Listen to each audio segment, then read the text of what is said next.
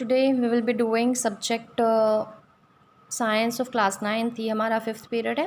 जैसे मैंने last video में यहाँ तक कंप्लीट कर लिया था। अब ट्राई योर सेल्फ के क्वेश्चंस देखते हैं। जैसे सेकंड क्वेश्चन तो हमने कंप्लीट कर लिया था, फर्स्ट वाला ये वैसे मैं अभी समझा देती हूँ किस तरीके से आपको आंसर्स लिखना है।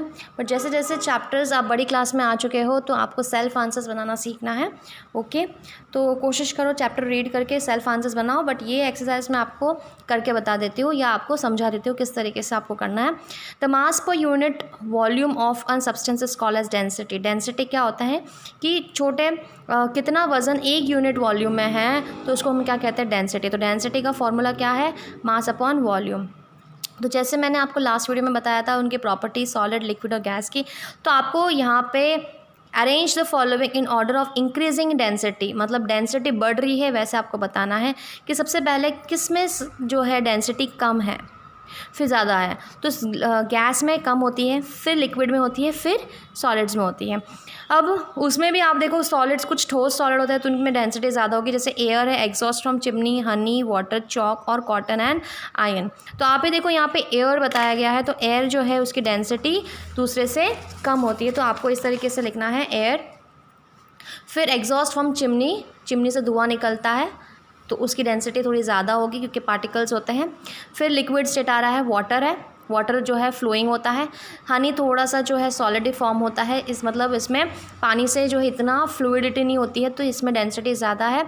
फिर कॉटन होता है, फिर चॉक है, फिर आयरन। सबसे जो है हाई डेंसिटी वाला कौन सा ऑब्जेक्ट होता है, आयरन, क्योंकि ये सबसे ज़्यादा रिजिड थिंग है। ओके, तो इस तरीके से आपको आंसर्स लिखना है। अब नेक्स्ट क्वेश्चन देखते हैं।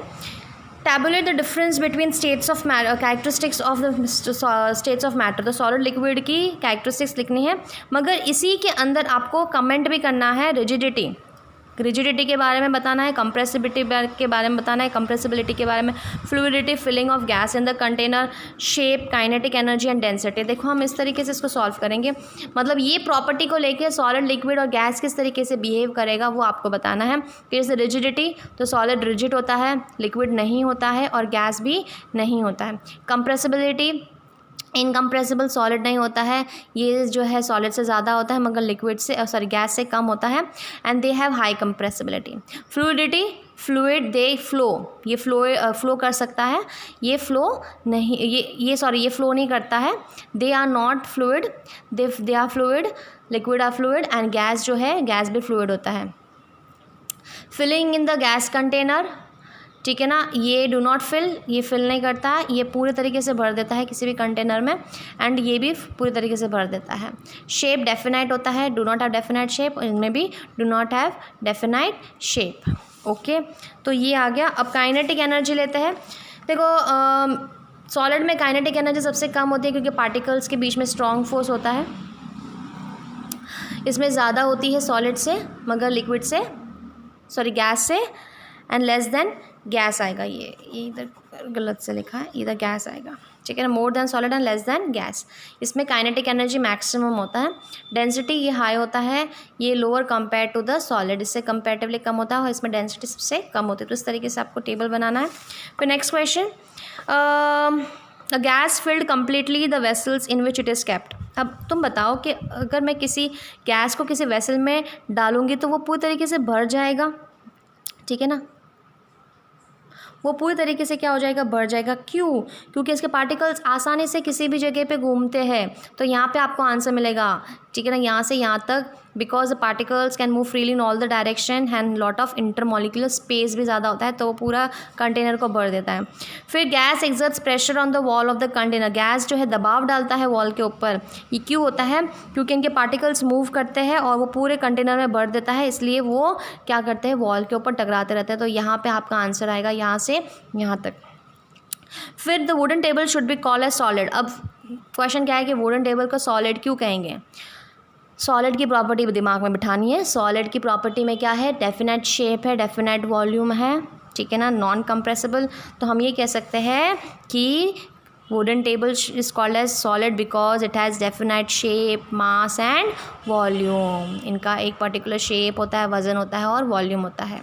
फिर नेक्स्ट क्वेश्चन है कि why do we easily move our hand in the air, हम हाथ ऐसे आराम से कैसे हिला सकते हैं, और अगर मैं जैसे इस चीज़ को तोड़ना है तो मुझे एक कराटा एक्सपर्ट की ज़रूरत पड़ेगी। तो क्यों होता है?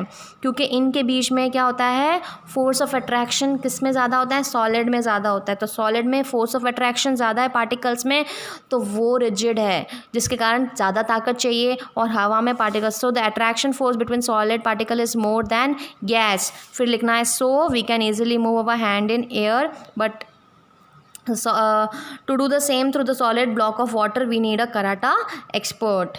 ओके अब नेक्स्ट क्वेश्चन कहाँ है, liquid generally have lower density as compare to solid. देखो लिक्विड की डेंसिटी कम होती है, मगर हम कह सकते हैं कि बर्फ़ जो है ये सॉलिड है, मगर फिर भी बर्फ़ जो है उसकी डेंसिटी ज़्यादा होनी चाहिए थी, फिर भी वो तैरता है। क्यों है? क्योंकि इसकी वॉल्यूम ज़्यादा है, ठीक है ना। आइस की वॉल्यूम ज़्यादा होती है, अगर वॉल्यूम ज़्यादा है तो सॉलिड होने के बाद भी उसकी डेंसिटी क्या हो जाएगी, कम होती है, इसलिए वो फ्लोट करता है। तो ये आपको आंसर लिखना है जो मैंने यहाँ लिखा है। ओके फिर name the factors which decide that the given substance. तो हमको किससे पता लगेगा कि कोई ऑब्जेक्ट सॉलिड, लिक्विड और गैस है? तो हम ये सारे प्रॉपर्टीज़ ध्यान में रखते हैं, shape, volume, compressibility, density, intermolecular force of attraction, diffusion, ये सारे प्रॉपर्टीज़ को देखते हैं। तो यहाँ तक हम आज का अपना पीरियड कंप्लीट करते हैं। आपको आज के पीरियड में सारे क्वेश्चन आंसर्स, ये टेबल को कंप्लीट करना है।